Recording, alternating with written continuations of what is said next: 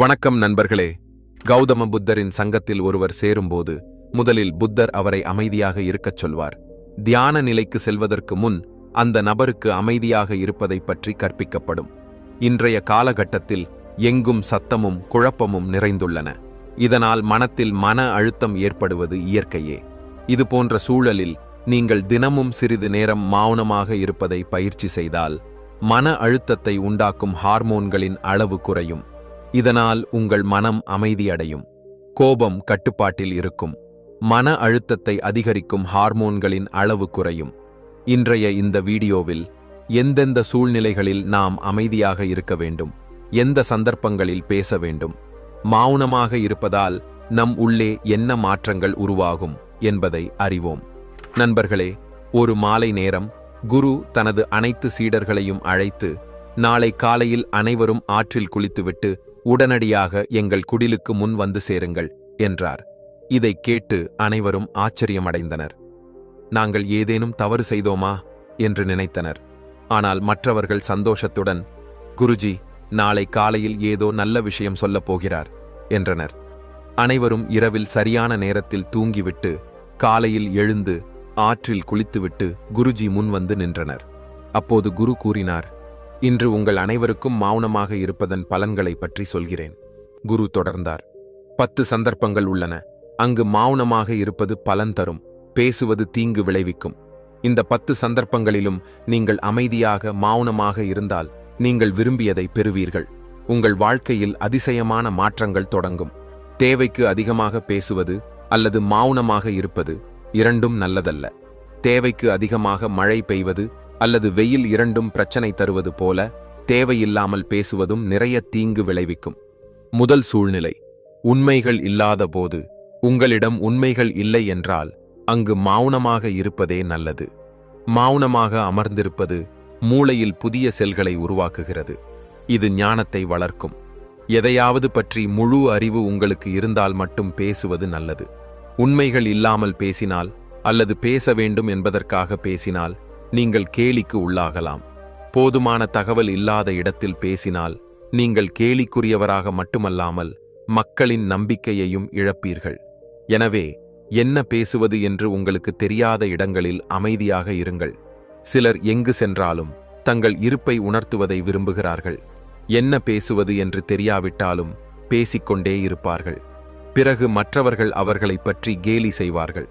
அந்த உண்மை பற்றி உங்களுக்கு நல்ல அறிவு இல்லாதவரை மௌனமாக இருப்பதே அதிக புத்திசாலித்தனம்.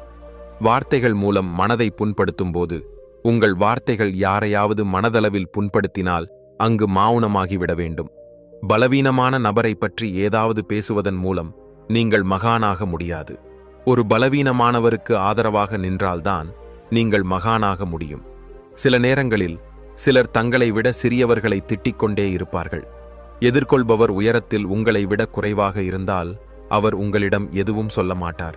ஆனால் நீங்கள் அவருடைய கண்களில் வீழ்ச்சி அடைந்து கொண்டே இருப்பீர்கள். நாளை அவரும் உங்களை விட பதவியில் உயர்ந்தவராக ஆகலாம். அவர் உங்களை விட உயர்ந்த பதவியில் இருக்கும்போது இன்று நீங்கள் அவரிடம் காட்டும் நடத்தையைதான் அவரும் எதிர்காலத்தில் உங்களிடம் காட்டுவார். யாரையாவது தாழ்த்தி காட்டுவதன் மூலம் நீங்கள் பெரியவராக முடியாது.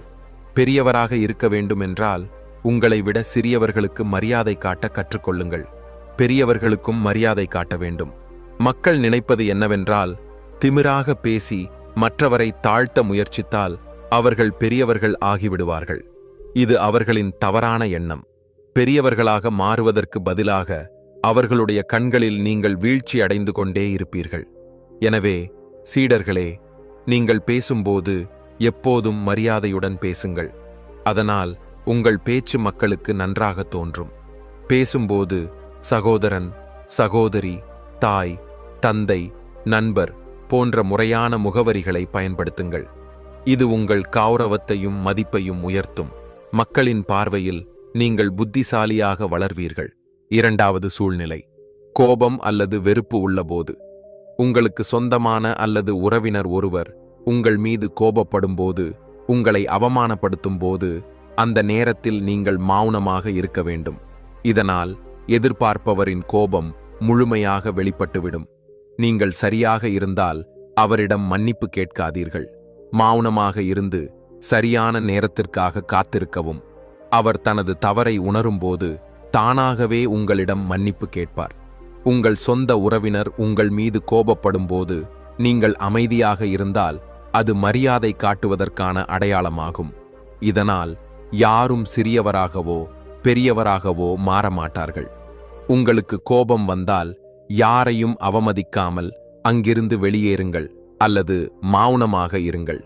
கோபப்படுவதால் உங்கள் உறவுகள் மோசமடையும். கோபப்படுவது எப்போதும் கோபப்படுபவருக்கே தீங்கு விளைவிக்கும். குரு சொன்ன கதை. ஒருமுறை ஒரு பாம்பு காட்டிலிருந்து ஓடி ஒரு ராஜாவின் வீட்டிற்குள் வந்தது. மக்கள் அதை தொந்தரவு செய்தபோது அது மிகவும் கோபமடைந்தது. வீட்டில் கிடந்த வாளை சுற்றி இறுக்கிக் கொண்டது. மெதுவாக அதன் உடல் முழுவதும் வெட்டப்பட்டது. அதேபோல் நமது கோபமும் வாளை போல நம் உடலை வெட்டிக்கொண்டே இருக்கும். கோபம் தியானத்தால் குறையும். நீங்கள் தினமும் தியானத்தில் அமர்ந்தால் உங்கள் கோபம் உங்கள் கட்டுப்பாட்டில் இருக்கும். உங்கள் உடலில் கோபத்தை அதிகரிக்கும் ஹார்மோன்கள் கட்டுப்பாட்டில் இருக்கும். உங்கள் உடல் கோபத்தை எளிதாக கட்டுப்படுத்தும். மற்றொரு வழி, உங்களுக்கு கோபம் வரும்போது என் கோபம் நியாயமானதா இல்லையா, நாம் பேச வேண்டுமா வேண்டாமா என்று புரிந்து கொள்ள முயற்சிக்கவும்.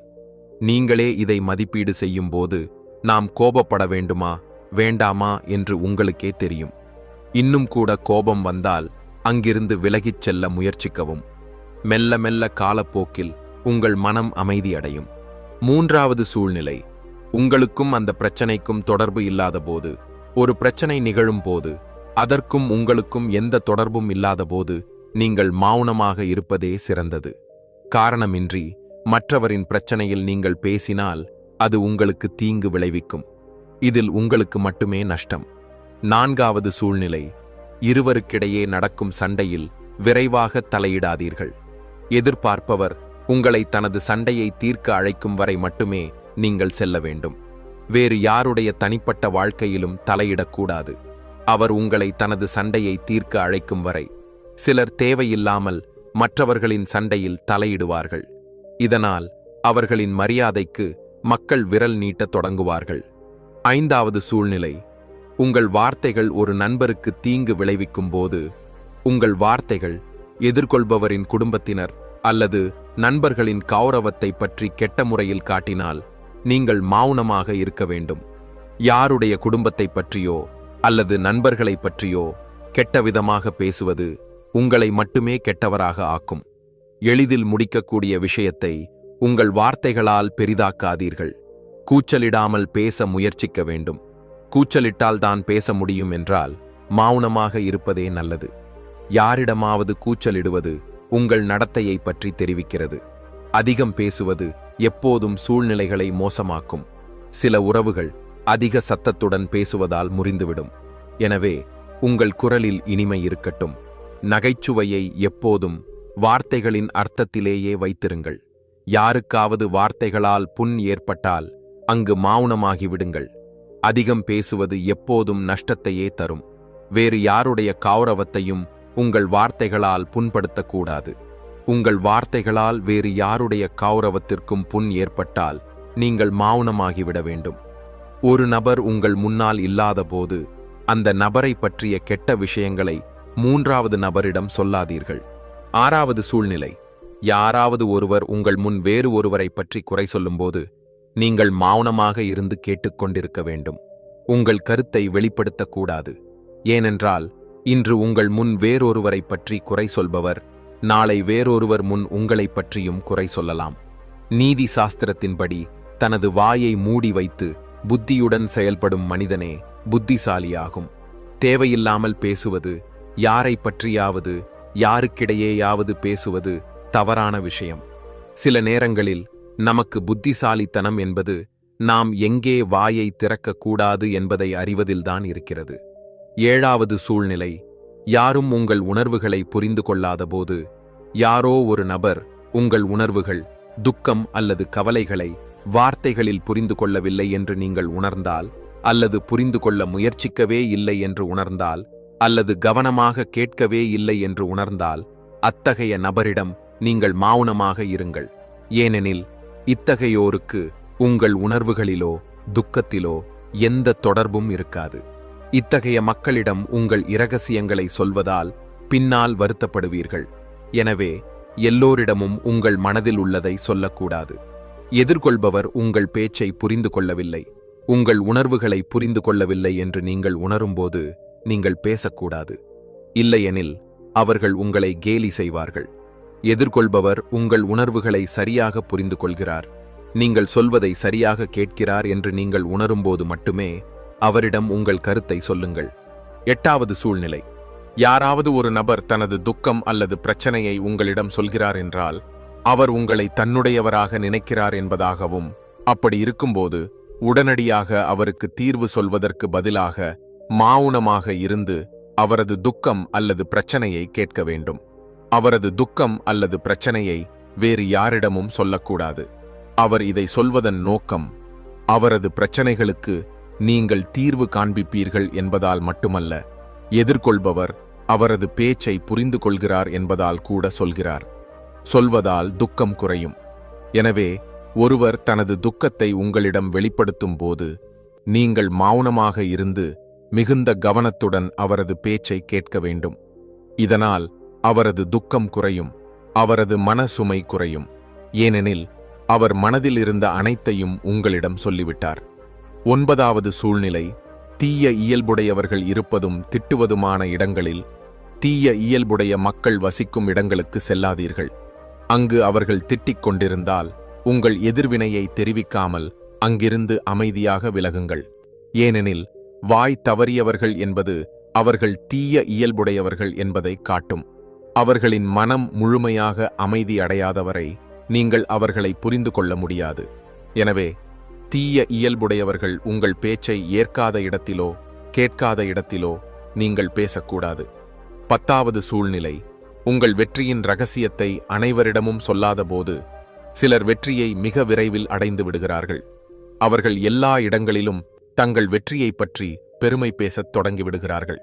இதனால் என்ன ஆகும் என்றால் பலர் உங்கள் வெற்றியில் மகிழ்ச்சி அடைய மாட்டார்கள். நீங்கள் உங்கள் வெற்றியை மக்களிடையே கட்டாயமாக பறைசாற்றினால் மக்களின் எதிர்மறை ஆற்றல் உங்களை பாதிக்கும். நீங்கள் வெற்றி பெற்றால் அனைவருக்கும் தானாகவே தெரியும்.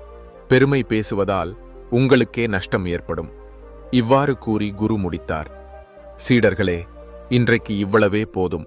நீங்கள் அனைவரும் இந்த 10 விஷயங்களையும் உங்கள் வாழ்க்கையில் கடைபிடித்தால் நீங்கள் பெருமளவிற்கு பிரச்சனைகளிலிருந்து தப்பித்திருப்பீர்கள். இங்கிருந்து சென்ற பிறகு இந்த வார்த்தைகள் உங்கள் வாழ்க்கையில் ஒரு வரத்தைப் போலவே மாறும்.